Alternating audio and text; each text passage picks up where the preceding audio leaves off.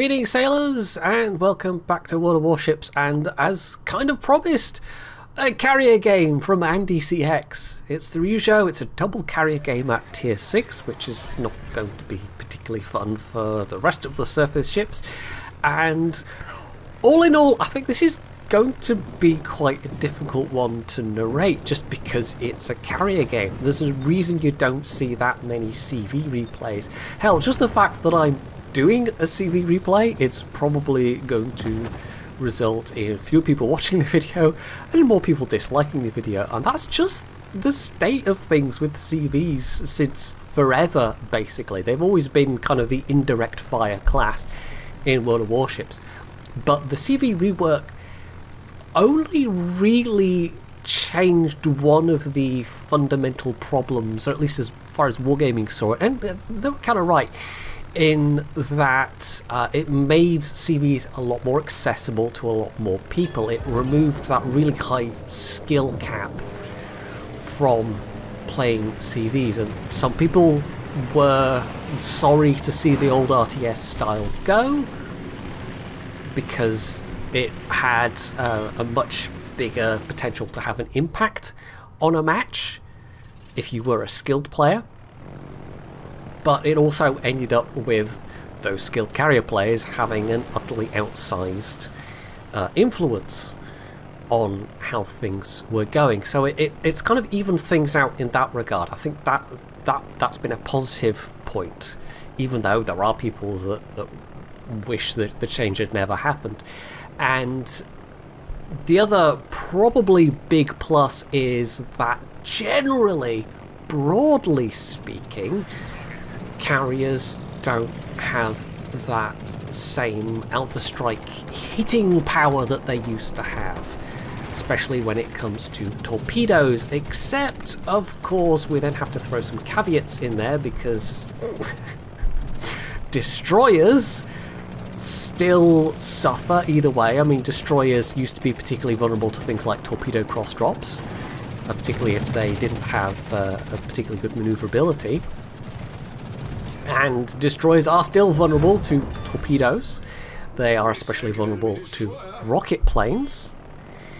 And so if you're a destroyer player, things maybe still suck as much as they used to if there's lots of carriers in play in the queue, because there are actually now fewer destroyers that have effective AA than there used to be before. And this is kind of leading me into the point that I was going to follow on with, which is in terms of player interactions with carriers when you're not in a carrier yourself, the CV rework really hasn't done anything positive. I mean, it's a sideways move, if anything. I don't think it's particularly gotten worse, but it's certainly not gotten better. In fact, you might even be able to argue it has gotten worse, because the player interaction these days is sector your AA, whereas it used to be you could actually click on a particular squad that you wanted your AA to focus on.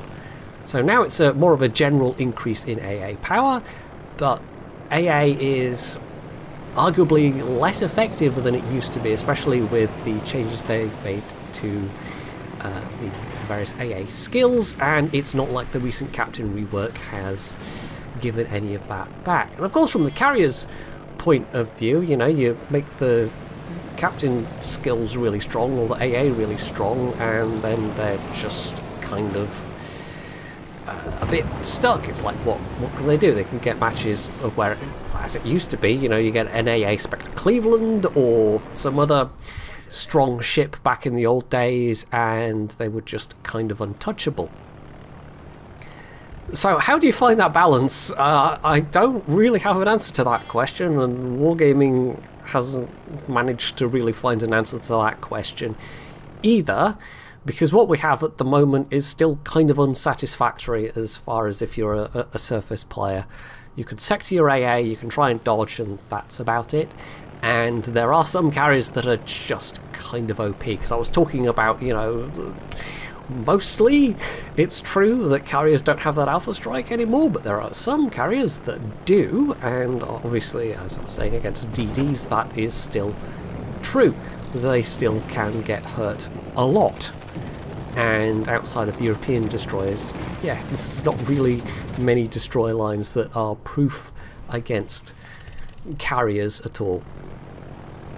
So this particular match, I mean, I'm not going to spend the entire time talking about carriers, it just kind of seemed pertinent to talk about it a bit. It's been a while since I've had a carrier replay, and of course Flamu did a recent video, and I kind of agreed with some of his points, and iChase did a follow-up video, and I kind of agreed with some of his points. As to, you know, how you actually fix the situation, though, I don't know. You know, you have to find some way of making the interaction between AA and planes more meaningful without making it unbalanced on one side or the other. Oh, that's a really tricky thing to do, actually. I don't think there's any simple way of doing that. You know, by far the easiest solution would just be to remove carriers from the game, but I don't really see that happening somehow. I think they are probably here to stay. This match so far, I mean, it's a standard game. It's the usual kind of standard game weirdness, I think amplified a bit by the fact that there are two carriers in play. The enemy team's destroyers had a bit of a rough time. I suspect our team's destroyers, or Andy's team's destroyers, have also probably had a bit of a rough time, although there is still the Gearder alive.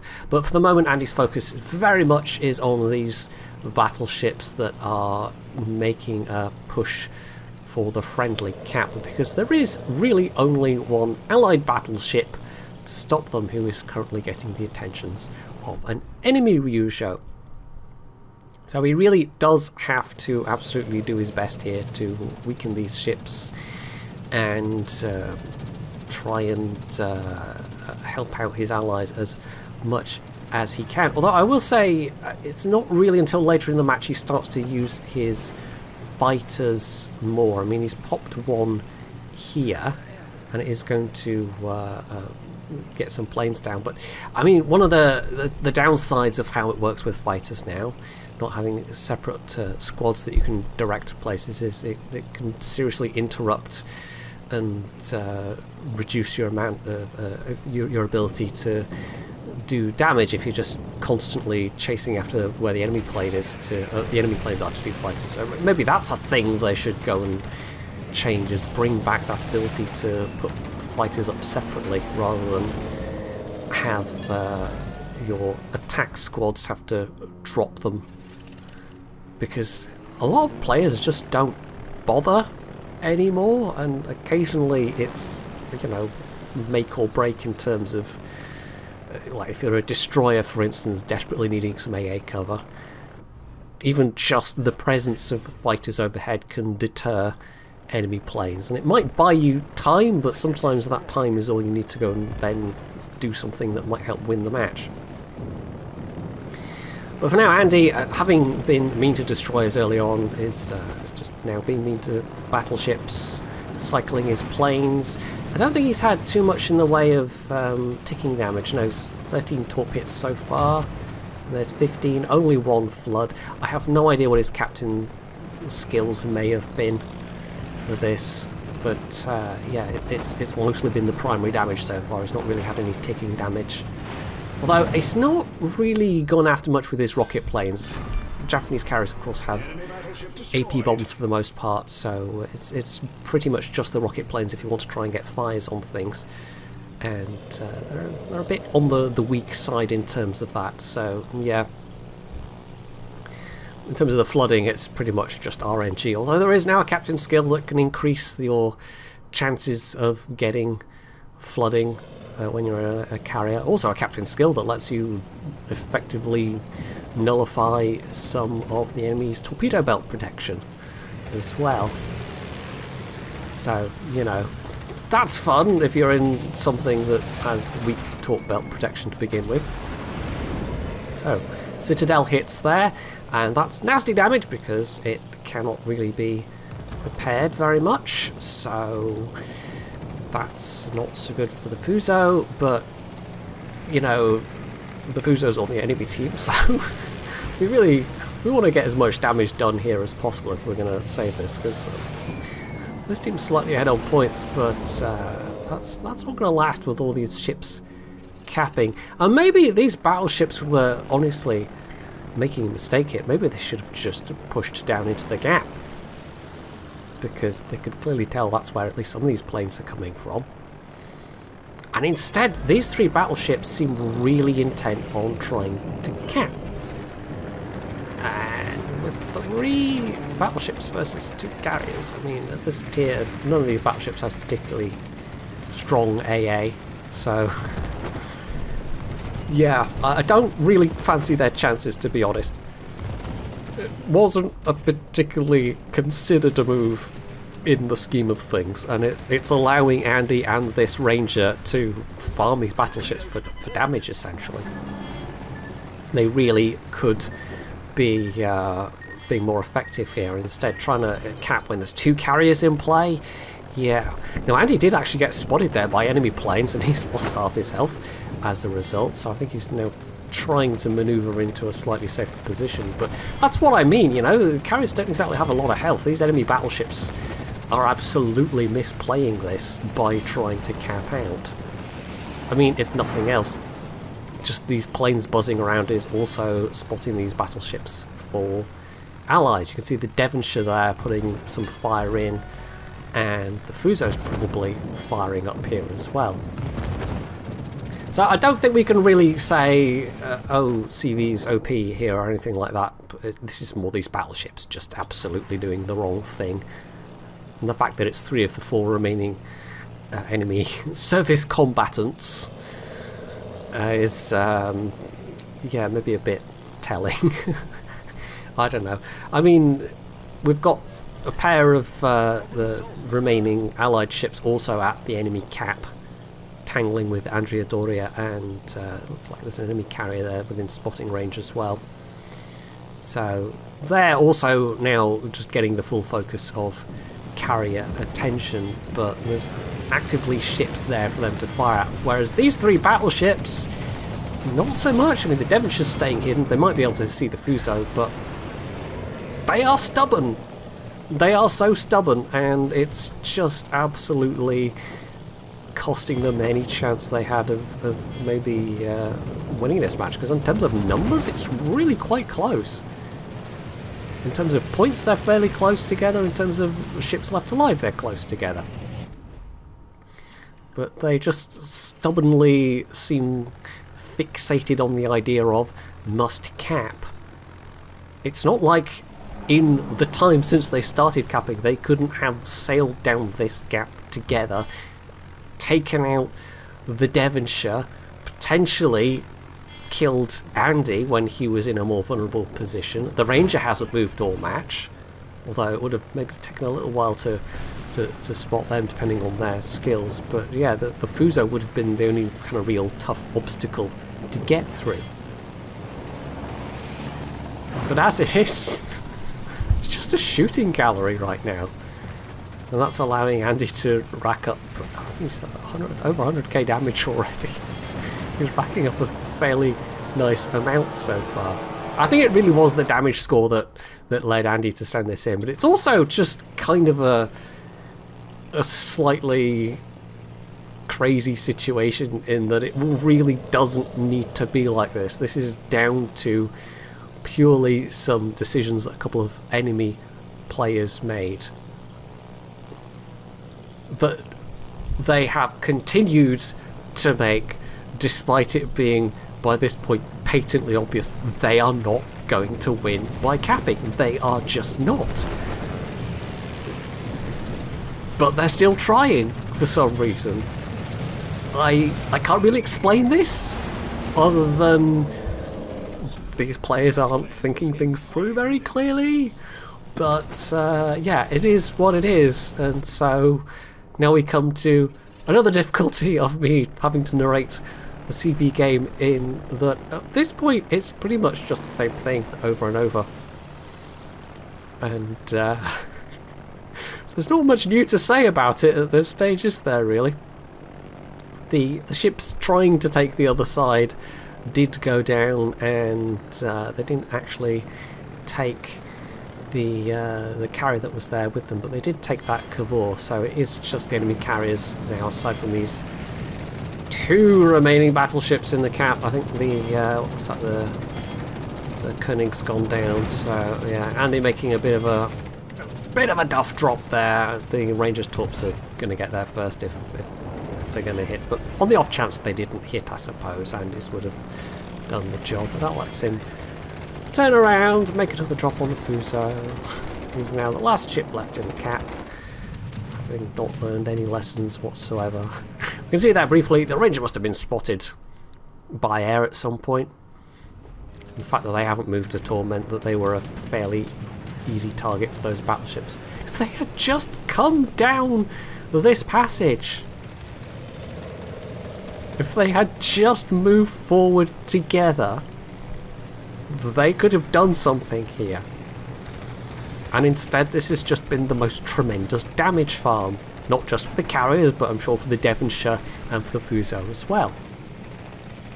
He's finally got some, well, he briefly got some ticking damage there, I think, with that fire he set, but obviously the bulk of his damage will have been from torpedoes and some of those citadels as well, because it's what, 6,000 a pop?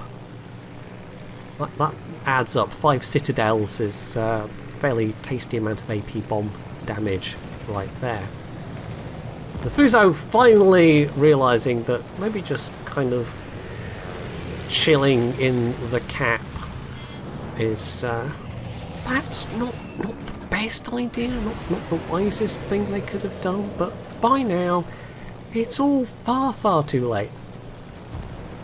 And another pair of citadels has almost sealed their fate. Andy himself is starting to run down on full attack squads. I mean, he's been rotating his planes fairly heavily. He's not really been doing any safety drops or pre-drops or whatever you want to call them, but when you're a top tier, tier 6, there's not that much that has threatening AA, so it's only just now at the end of this match reaching this stage. If you're in a down tier situation, you absolutely have to do be more proactive about that kind of thing, but he's gotten away with it. So I think he's going to drop some fighters here again. Yep, there we go. And that's not really a good angle for the Fuso. That looks like the Devonshire's going to take him anyway. Like there's a fire that's ticking, so he's going to go for the Ark Royal instead. He's moved all the way up to this cap, and I guess kudos for finding your WASD keys. Andy himself has been moving around a fair bit more than the Ranger, who's now just backed up to the edge of the cap, and there's no real reason for the Ranger not to be getting closer to the action at this point, just to actually, you know, shorten the round trip, because there's only one enemy carrier left at this stage and only just about a minute left of play. But yeah, no, they decided to chill back there. So, just the Ryujo, the enemy Ryujo, and there's probably not enough time left to do much, but, you know, some more damage would be nice. There we go. Solid 5k. It's not like Ryujo has a lot of armour, but, of course, carrier AA is some of the most effective in the game, so he's now losing more planes when he tries to do this, but, you know, what else is there left to do? This is the last enemy. At this point you might as well go for them. There we go, the Devonshire goes down to the Ryujo, but that's not enough to flip it in terms of points. So round we go for another drop. It should just be time, and this might be more citadels maybe. No, well, there we go. I think he dropped a little prematurely there, but still, another citadel's worth of damage brings that up to 165k. So out of that, you got the Confederate, High Caliber, and Dev Strike as well. So that was a pretty good tier 6 carrier game, but it was also an absolute damage farm thanks to those 3 enemy battleships who basically gave the game away and also gave Andy a really good game. He really did. Like, the Ranger getting 1500, okay, they clearly did something, but 2500, nearly 2600 in a carrier to get top score in a carrier means you have to have farmed a lot of damage. And obviously getting those destroyers as well will have absolutely helped that score too. So that was it was what it was. It was a bit wacky, really, and I got the chance to air some semi-coherent thoughts about CVs. I don't know if I have any special hope of things being fixed anytime soon, to be honest. I still kind of prefer the state of CVs versus the state of RT in World of Tanks, but there is actually a proposed set of changes they're making to artillery upcoming in World of Tanks. You know, it's only taken them how many bloody years to get around to doing it, and they're also, with the Crew 2.0 rework, finally giving everyone Sixth Sense. Again, that's about 5 or 6 years too late, but better late than never, I suppose. I'll certainly be giving that a little go when it goes live. But yeah, as far as CVs go, I don't know, we keep getting things like the MVR and the FDR and the Immelmann is coming along, and who knows, hopefully it's not going to be 5 or 6 years before we get some decent fixes. But yeah, as I said, I don't really think they fixed the carrier balance. They kind of achieved half of what they really set out to do. They didn't necessarily make carriers any more fun to play against or any less frustrating to play against in other classes of ships, and in destroyers they just kind of, you know, stayed the same, if not got a bit worse. So yeah, CVs, it's no wonder they're not especially popular. So that's it for this replay. Hopefully you have is enjoyed the right word? I don't know. Hopefully you have watched to the end. And if you have, you can do all the usual things down underneath the video. And of course, as always, stay tuned for more.